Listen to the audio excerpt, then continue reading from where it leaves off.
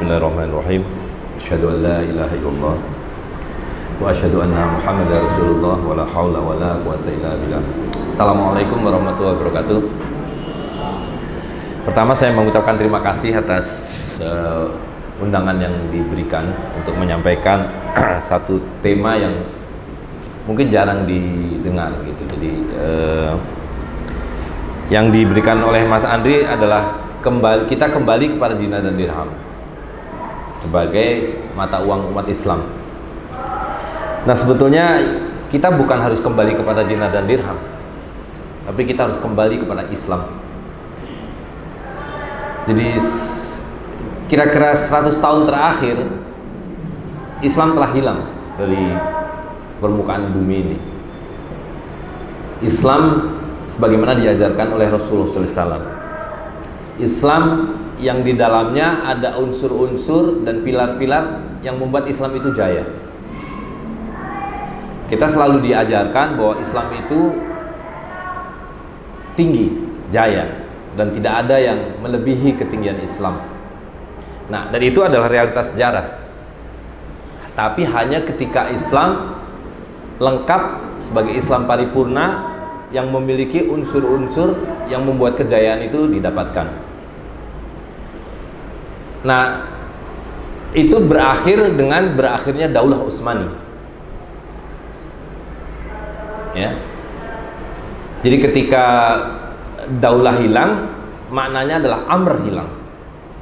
Dan ketika amr hilang, maka Islam hilang. Karena Islam itu bukan Muslim, itu bukan makhluk individual.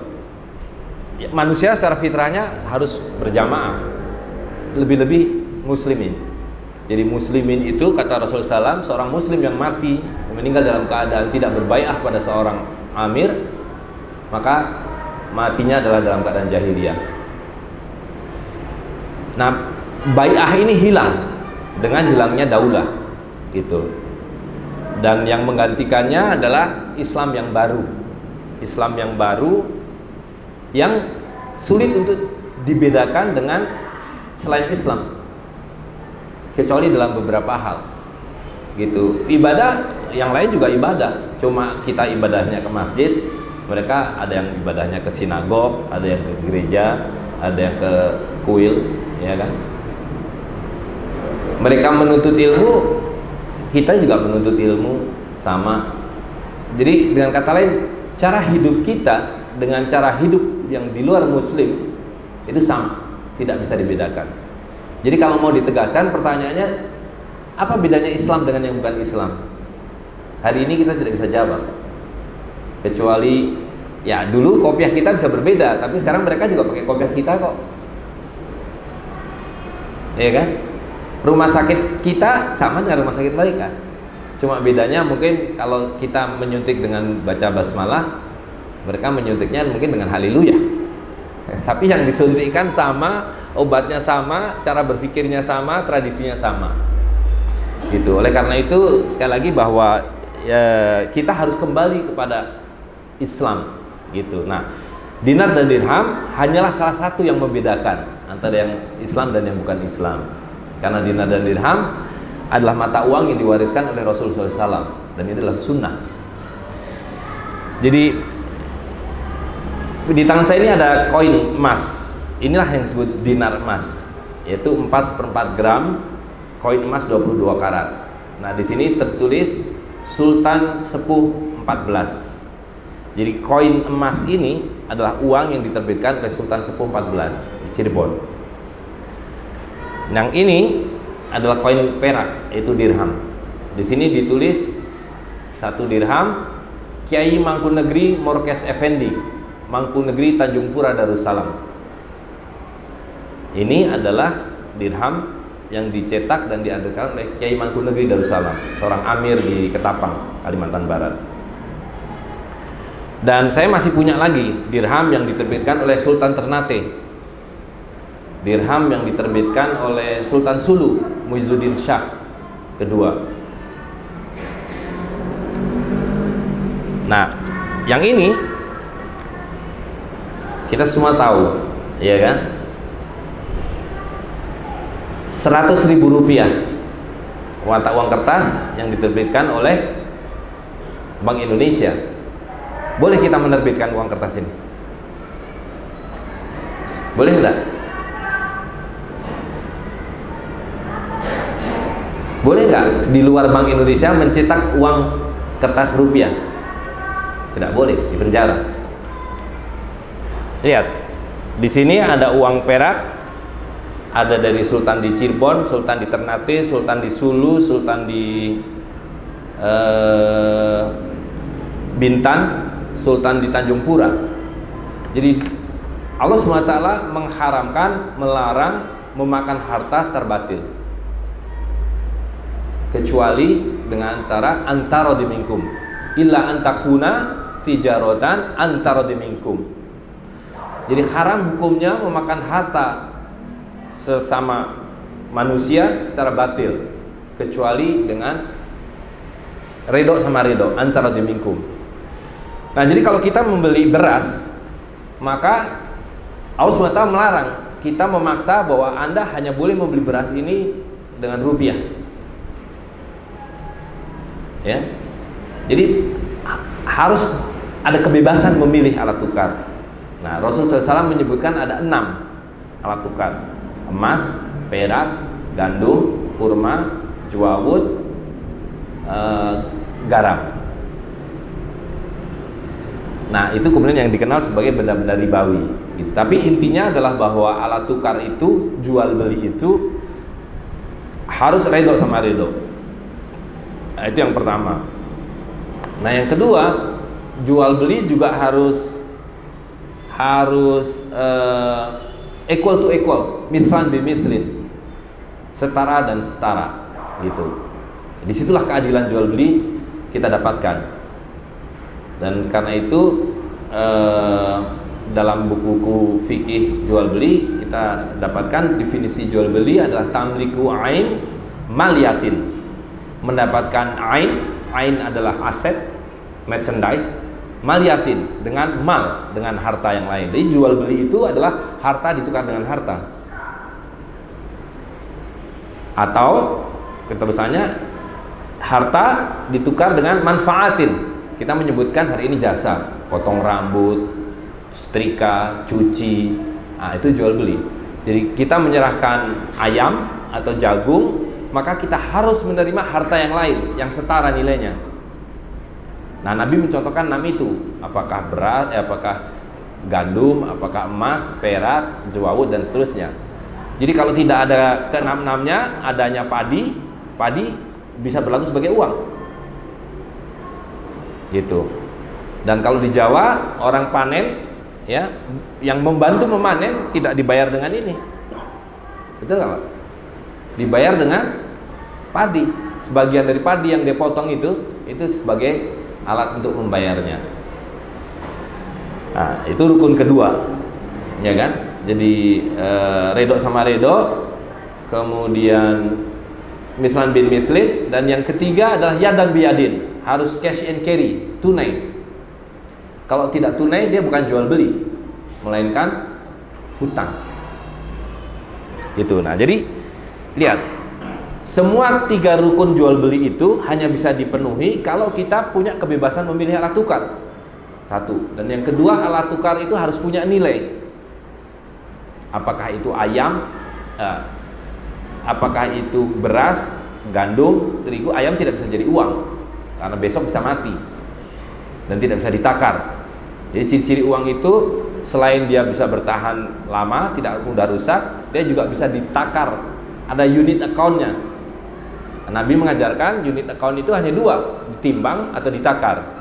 Jadi kalau ditakar kita pakai takaran orang Madinah, mi'yal, sok dan mud. Kalau ditimbang pakai timbangan orang Mekah. Jadi kalau kita membeli gandum bisa ditakar, tapi membeli handphone tidak bisa ditakar. Maka kata Nabi timbang. Dan kalau kamu nimbang pakai timbangan orang Mekah.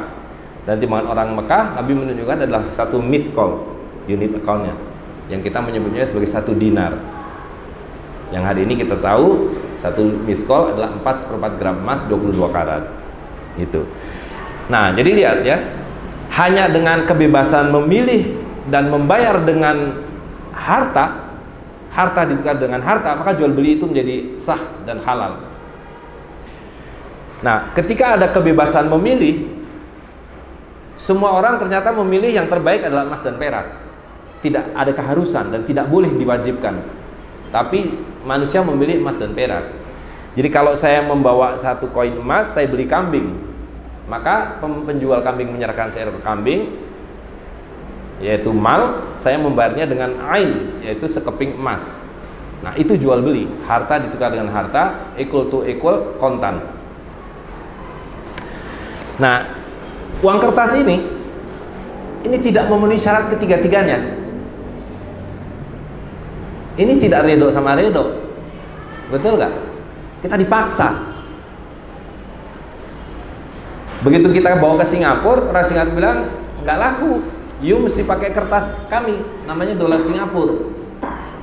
Tapi kertas kami nilainya 10.000 kali lipat dari kertas saudara, betul nggak? Jadi kalau kita ke Singapura, kita menjadi 10.000 lebih miskin. Orang Singapura datang ke Tanah Abang 10.000 lebih kaya. Satu, antarodin tidak ada. Yang kedua, tadi sudah sedikit kita jelaskan, tidak ada equal to equal. Coba Bapak perhatikan ya. 1 botol air ini di Tanah Abang adalah 1 botol air 600 ml. Kata Nabi ditakar 600 ml. Kita bawa ke Singapura, berapa nilainya? Sama, 600 ml air, betul nggak? Air dari Singapura dibawa ke sini sama, 1 botol nilainya 1 botol. Tapi sekarang orang-orang ini memaksakan, you nggak bisa bayar air dengan air, you mesti bayar dengan kertas. Maka di Tanah Abang 1 botol air ini bisa kita bayar dengan ini, 5.000 rupiah, betul nggak?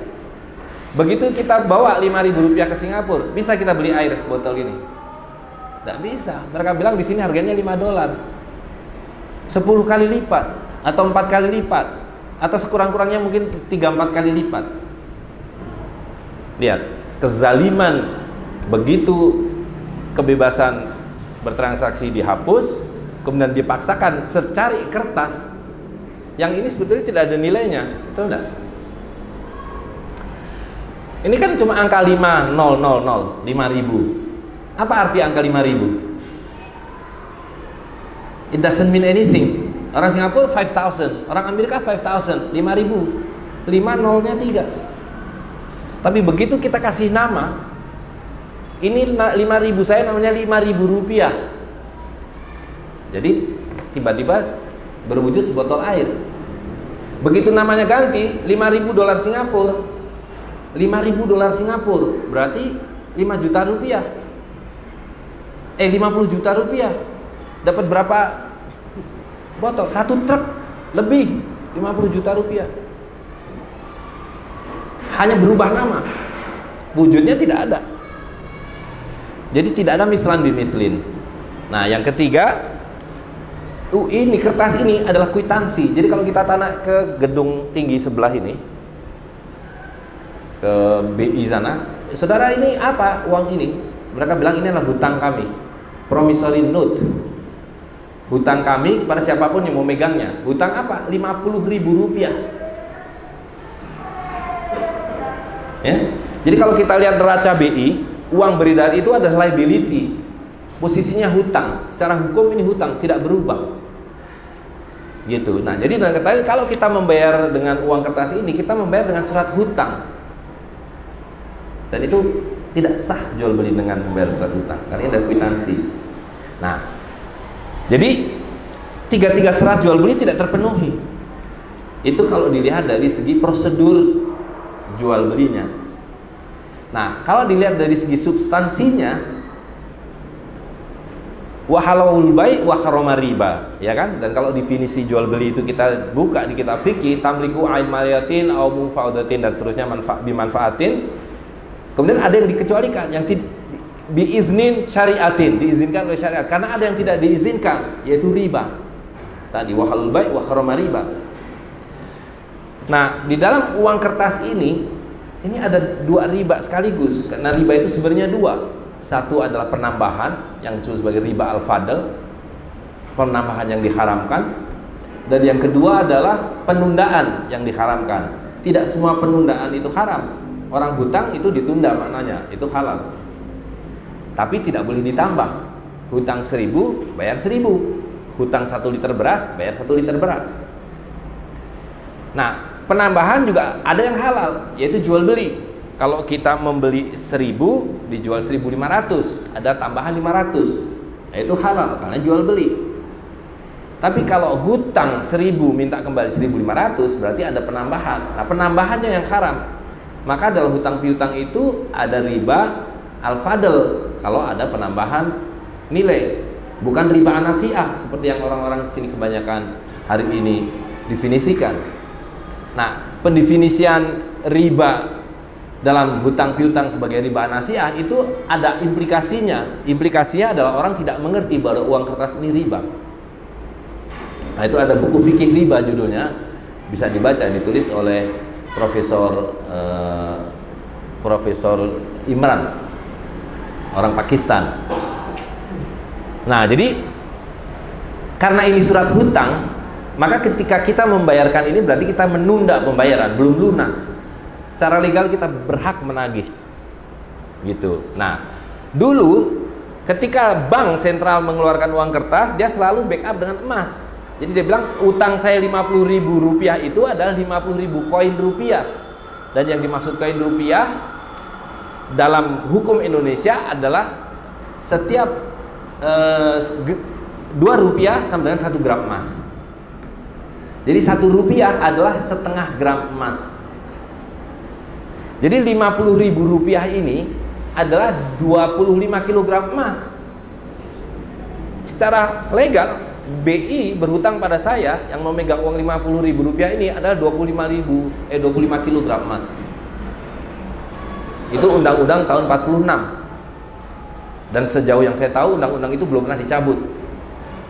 Tapi kalau hari ini datang ke Pak Agus Martowadoyo bilang, tolong kembalikan hutang saudara pada saya 50.000 rupiah, yang berarti adalah 25 kilogram emas, dan saya kembalikan kwitansi saudara. Apa jawabannya kira-kira?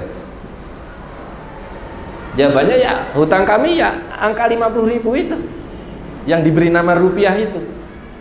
Dengan kata lain, setiap kali penerbitan rupiah tidak pernah dimaksudkan untuk dipenuhi janjinya, bahwa ini adalah hutang berupa ain. Ya, dalam bahasa fikihnya ini yang kemudian disebut sebagai dain atau kwitansi. Gitu. Nah, dain ini halal antara hubungan kita dengan BI yang mengeluarkannya. Tapi haram hukumnya untuk dipakai buat jual beli. Kalau mau pakai buat jual beli, harus saya kembalikan dulu dainnya, ambil dulu ainnya, 25 kg emas tadi. Baru ini saya pakai buat bayar kambing, buat bayar beras, buat bayar sekolah, buat bayar rumah sakit dan seterusnya. Nah, itu makna jual beli adalah tamliku ain maliyatin. Ya, bisa diikuti Pak ya. Jadi lihat, uang kertas tidak memenuhi 3 rukun jual beli. Uang kertas mengandung 2 riba sekaligus. Nah, akibatnya apa? Akibatnya pengkhianatan terhadap harta ini adalah zaman sebelum Pak Harto jatuh, uang 100.000 ini belum ada. Belum ada, betul nggak Pak? Ya. Nah, tapi kalau ada pada waktu itu dipakai buat beli telur, dapat 50 kg telur. Hari ini telurnya sama, 1 kilo telur itu isinya 16 butir, nggak pernah berubah. Uang 100.000 rupiah ini juga tidak pernah berubah, betul nggak? Paling ganti-ganti gambarnya. Nah, sekarang uangnya sama, telurnya sama. Dulu dapat 50 kilo, ini kalau dibawa ke pasar Tanah Abang dapat berapa kilo hari ini? 4,5 kilo. Yang 45,5 kilo kemana? Oh, duitnya sama, telurnya sama. Nah, itulah mereka rampok. Yang haku riba wa yurbi sodakotan. Aku hancurkan riba, kata Allah SWT, dan aku suburkan sedekah. Hari ini kita membalik. Kita hancurkan sedekah karena kita menyubur-nyuburkan riba. Gitu. Ya kan? Dan apa implikasinya? Coba diklik saja dulu. Terus saya ingin tunjukkan sekarang, mungkin supaya agak detail, boleh saya sambil berdiri aja ya. Boleh. Terus. Dari mana datangnya uang kertas itu kalau begitu? Terus sampai gambar yang itu. Terus aja, Bang. Nah, ini yang definisi riba tadi ya kan. Jadi riba itu ada sumbernya penundaan yang disebut riba nasiah dan penambahan yang disebut riba al-fadl. Jadi kita harus melihat transaksi per transaksi. Ada yang dua-duanya boleh ditunda, boleh ditambahkan, yaitu pada sewa menyewa.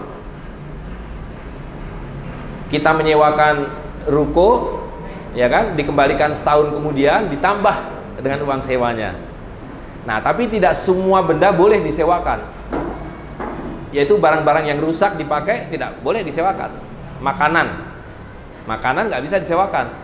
Uang juga tidak boleh disewakan. Nah, hari ini kita semua, saya yakin nih, kita semua termasuk saya, terlibat dengan sewa menyewa uang setiap hari. Sepanjang begitu kita buka rekening di bank, berarti kita terlibat dengan sewa menyewa uang. Bank menyewa sama kita 5% setahun, sama bank disewakan ke orang lain yang mau beli motor, mau beli rumah, mau buat modal, mau beli mobil, dengan uang sewa 12%, dia ambil untung 7%. Nah, ini dua-duanya boleh, tapi uang tidak boleh disewakan. Dan ini harian kita sekarang terlibat. Yang kedua adalah yang boleh ditunda, tidak boleh ditambah tadi itu. Utang seliter beras kembali seliter beras, walaupun ditunda seminggu, sebulan, setahun, 2 tahun. Yang di sini sebaliknya, boleh ditambah, tidak boleh ditunda, jual beli, gitu. Nah, jadi kalau jual kerudung tunai 50.000, kemudian diubah menjadi dicicil 5 kali, tidak boleh menjadi 5 kali 15.000, karena hukumnya sudah berubah menjadi hukum hutang. Walaupun dicicil 5 kali, tetap totalnya harus 50.000. Nah, ini juga sekarang kan setiap hari kita menghadapi cicil 5 tahun beda dengan cicil 10 tahun, beda dengan tunai. Gitu. Nah, yang terakhir adalah yang kedua-duanya tidak boleh ditunda, tidak on the spot, dan tidak boleh ditambah. Itu yang disebut sorof, tukar menukar. Yang kata Nabi, emas dengan emas, perak dan perak, gandum dan gandum.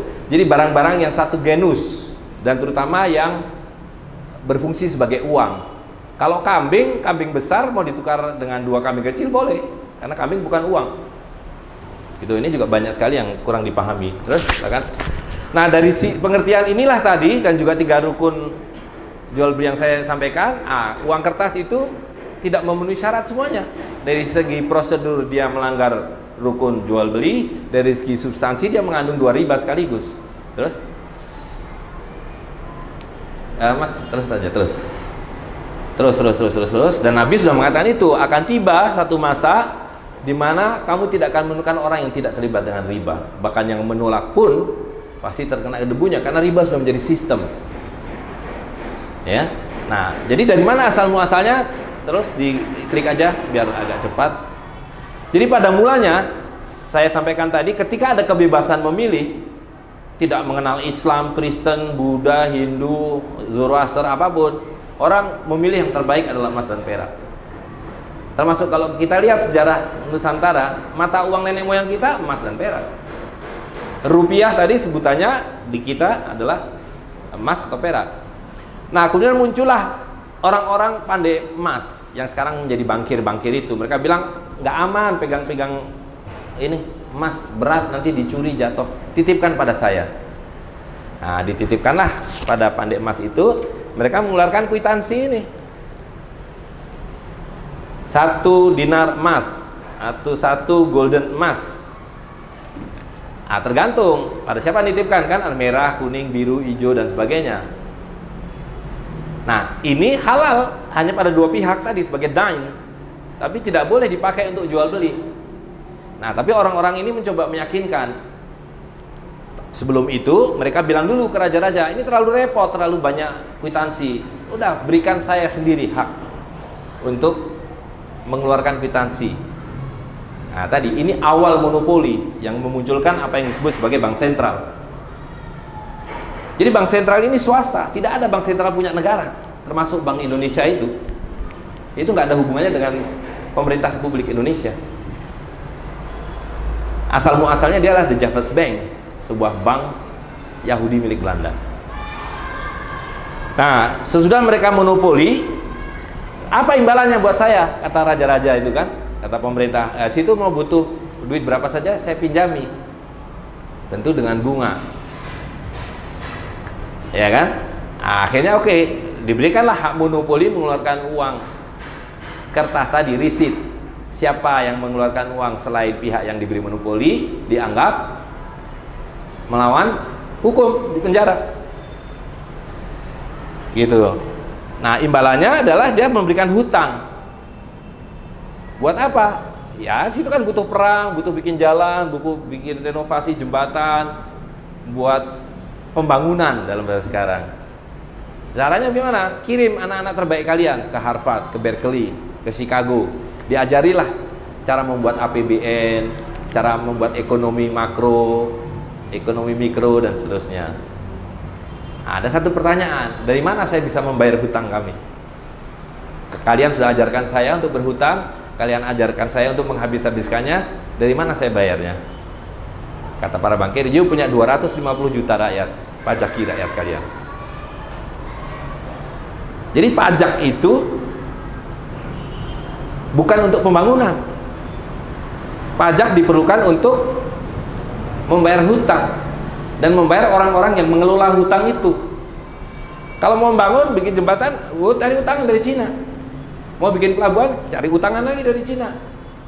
Mau bikin pabrik, cari utangan lagi, Jepang, Amerika, dan seterusnya. Jadi yang disebut pembangunan itu dibiayai dari hutang. Jadi pajak didahului oleh hutang. Gitu. Nah, jadi itulah yang disebut sebagai sistem hari ini. Dan logikanya, kalau mereka butuh duit, nyetak saja. Kenapa tidak mau nyetak? Kenapa pemerintah hutang? Karena pemerintah tidak mengendalikan. Yang mengendalikan adalah para bankir.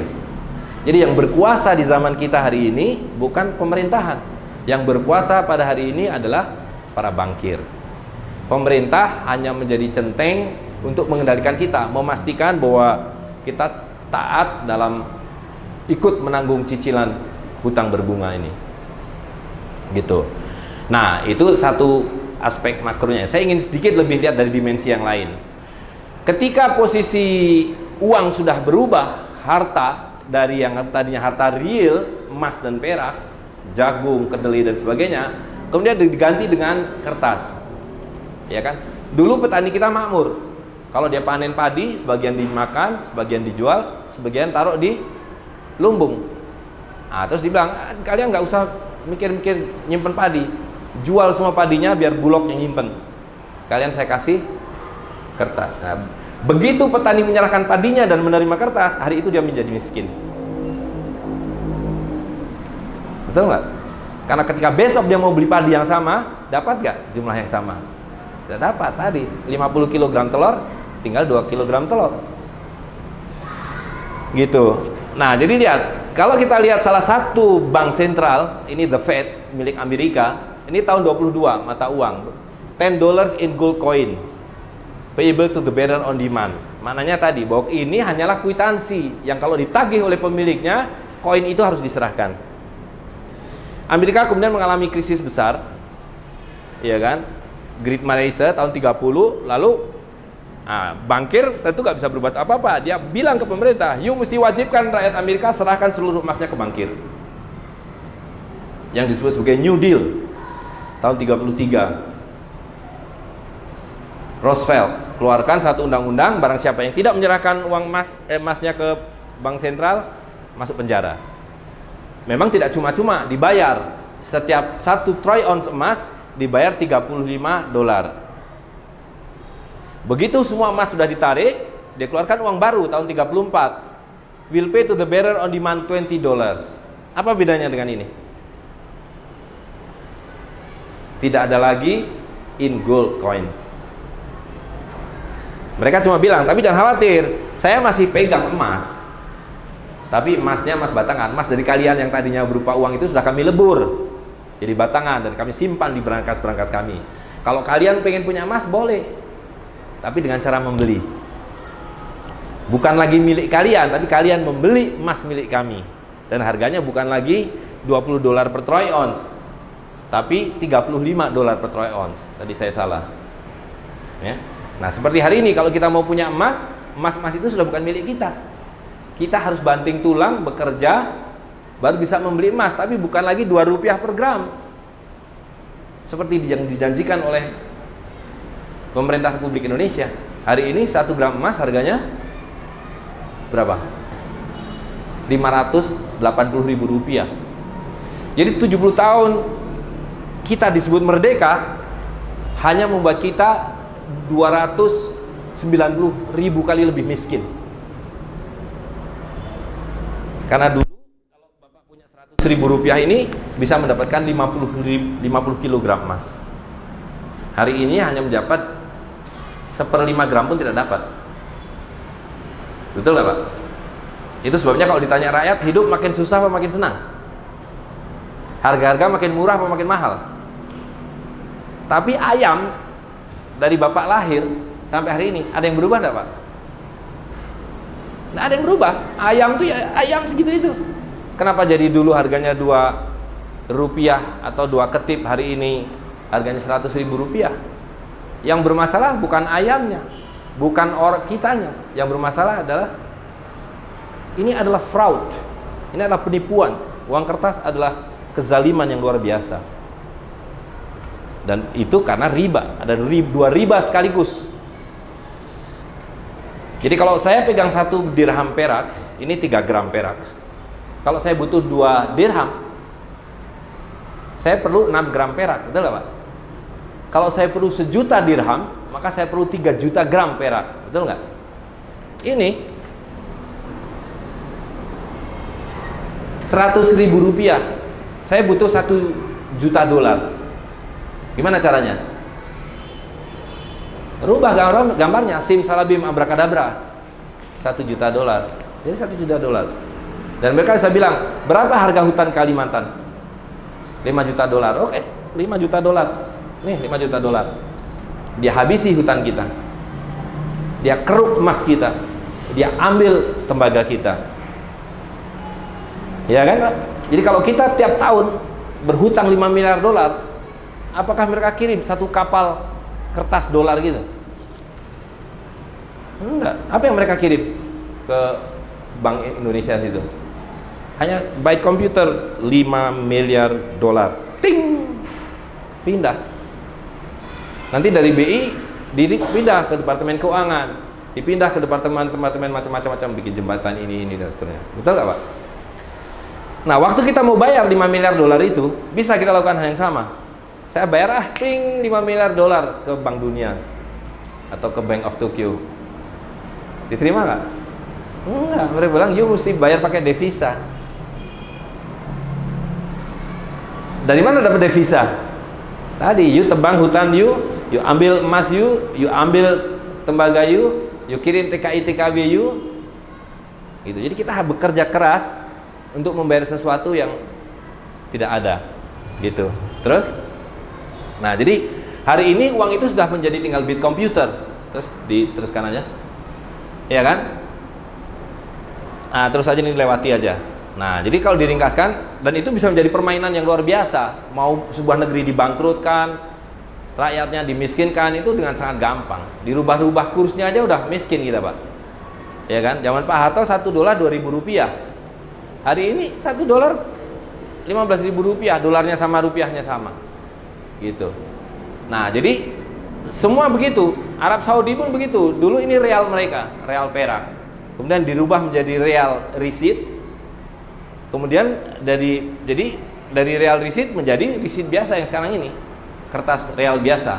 Terus lalu sekarang jadi byte komputer yang disebut. Dan kita semua dipaksa sekarang. Pelan-pelan Anda dipaksa untuk hanya bertransaksi dengan uang digital. Apa artinya? Kita tidak memegang harta kita sendiri. Dan harta itu pun tidak ada. Jadi kalau kita ke bank, jangan dikira di bank itu ada uang secara fisik. Itu sebabnya bank itu dijaga satpam. Kenapa dijaga satpam? Supaya mengira kita di dalamnya ada duit, ada harta. Di dalamnya tidak ada harta.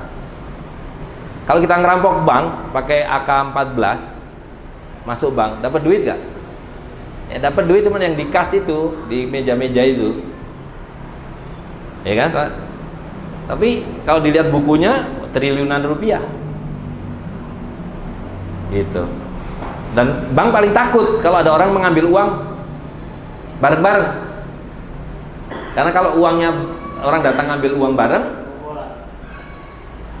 uangnya tidak ada, gitu. Yang ada cuma dalam catatan bed komputer itu. Di buku tabungan kita ada 100 juta, di ATM 20 juta, di buku deposito orang 300 juta. Ya, di catatan aja. Itu sebabnya mereka paksa kita supaya bayarnya pun pakai catatan itu, supaya dia tidak pusing-pusing harus mikirin uang tunai untuk mengembalikan uang orang, gitu. Dan tentu saja memperkecil produksi uang kertas juga. Kalau uang kertas kan tetap harus ada ongkosnya. Kalau uang komputer kan tidak ada ongkosnya, Pak. Tinggal diketik saja. Terus, nah jadi lihat, kalau diringkaskan apa yang terjadi sepanjang 300 tahun terakhir, nggak sampai 300 tahun lah, tapi kalau kita lihat dari awal munculnya banking system itu 300 tahun. Jadi ketika manusia tunduk patuh pada Allah SWT, menjamin kebebasan memilih, menjamin kesetaraan jual beli, dan menjamin pembayaran itu dilakukan dengan tunai, semua orang memilih emas dan perak. Kebanyakan, walaupun ada jagung, ada macam-macam alat tukar. Muncullah para bankir 100 tahun yang lalu, dilebur menjadi batangan dan tidak lagi milik rakyat, melainkan disimpan dalam berangkas-berangkas mereka, dan kepada kita diberikan kertas. Mereka bilang, pegang lu kertas ini sama dengan emas. Buktinya, you bisa jual beli pakai kertas, you bisa utang piutang pakai kertas, you bisa nabung pakai kertas. Yang tidak pernah dia katakan adalah dulu dapat 50 kilo telur, hari ini dapat 2 kilogram telur. Gitu. Ya. Nah, jadi apapun ini kan, India, Belanda, Jepang, Republik Indonesia, baru Bank Indonesia. Jadi ini ada satu fase lagi. Jadi kita itu dulu pernah punya uang Republik Indonesia. Umurnya cuma setahun, 3 tahun, 49 sampai 52. 52 diganti karena kita ditolak. Kita menyatakan merdeka, mereka bilang nggak bisa you merdeka begitu aja. Kalau you mau merdeka, jangan punya bank sentral sendiri. Bank sentral kita namanya BNI 46 yang dibuat oleh para pendiri negara Republik Indonesia. Mereka bilang, you nggak bisa, you mesti ambil bank saya, karena saya punya hutang pada bank ini, dan you mesti ambil hutang itu, baru saya akui kemerdekaannya. Nah, disepakatilah pada tahun 49 melalui konferensi meja bundar. Jadi Indonesia merdeka itu hanya 3 tahun, Pak. 4 tahun lah, ya kan? Maka The Jefferson Bank berubah menjadi Bank Indonesia, uang Republik Indonesia dibubarkan, diganti dengan uang Bank Indonesia. Nah, itulah sejarah sekilas mengenai dari mana datangnya uang kertas, dan bahwa ini sekarang berlaku karena diberlakukan sebagai sebuah sistem, gitu. Nah, itu yang makna Nabi mengatakan bahwa kamu tidak akan menemukan orang yang tidak terlibat dengan riba. Tidak berarti bahwa riba itu menjadi halal. Itu hanya memberi makna bahwa kita harus keluar dari sistem ini, bahwa kita harus kembali kepada Islam yang saya sebutkan di awal tadi. Nah, salah satunya adalah kembali kepada dinar dan dirham. Nah, kalaupun kita nggak pakai mikir jauh-jauh begitu, ya supaya ini kan belum tentu besok bisa buat beli beras lagi, Pak. Berbeda dengan emas dan perak ini. Kapanpun di zaman Rasul SAW, 1 kambing 1 dinar emas. Hari ini 1 dinar emas dapat seekor kambing, 1 dirham perak dapat seekor ayam. Hari ini 1 dirham perak dapat seekor ayam. Ini sekaligus membuktikan sekali lagi bahwa uang kertas adalah penipuan. Inflasi adalah penipuan. Inflasi itu tidak ada. Dari zaman Nabi Adam, kambing itu ya begitu. Sampai kiamat ya begitu. Nilainya ya segitu. Jadi ketika kita mengukur dengan ukuran yang ditetapkan oleh Allah SWT dan diajarkan oleh Nabi secara teknis, maka tidak ada yang berubah. La tabdila illa khalqilah. Tidak ada yang berubah dalam takdir Allah SWT.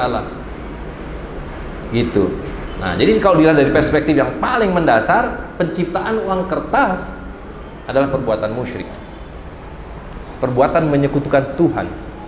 Karena Allah SWT lah yang paling berkuasa dalam menentukan berapa harga ayam, berapa harga kambing. Ya kan? Ketika Nabi Adam diturunkan, kemudian Allah SWT memulainya dengan itu, menentukan nama-nama dan maknanya. Alamal adama asma'aku laha. Ini pohon, ini ayam, ini kertas, gitu. Ya. Jadi ini emas. Nah, emas punya nilai. Ini kertas, ya nilainya sebagai kertas ini, tidak kemudian dirubah. Jadi dulu Fir'aun mengatakan anal a'la, saya lebih tinggi dari Tuhan. Manusia hari ini begitu, saya lebih tinggi dari Tuhan. Tuhan cuma bisa menciptakan kayu dan emas dan perak. Saya bisa menciptakan sesuatu yang melebihi kayu, melebihi emas, hanya dengan nama. Kekuasaan memberi nama adalah kekuasaan Allah SWT. Alamal adama asma'aku laha. Hak memberikan nama terhadap benda-benda dan maknanya adalah nilainya hanyalah milik Allah SWT. Tapi hari ini manusia melampaui hak Allah SWT dengan mengatakan saya lebih hebat. Ya kan? Allah SWT cuma bisa menciptakan emas, saya bisa menciptakan sesuatu yang melebihi emas. Itu sekarang bahkan nggak bisa disebut uang kertas, karena kertas ini hanya 3%, Pak. Rupiah berupa kertas ini hanya 3%. 97% sudah berupa sihir. Makanya kita dikasih plastik supaya bisa menampung sihir itu. Ya kan? Kertas aja masih ada batasnya, kartu plastik nggak ada batasnya. Mau diisi 1 rupiah, mau diisi 1 triliun, namanya cuma disebut saja. Itu sihrun mubin. Jadi uang kertas ini adalah sihir yang dahsyat. Saya kira demikian, Mas Andri. Mudah-mudahan bisa diikuti dengan baik. Kita lanjutkan dengan diskusi. Assalamualaikum warahmatullahi wabarakatuh.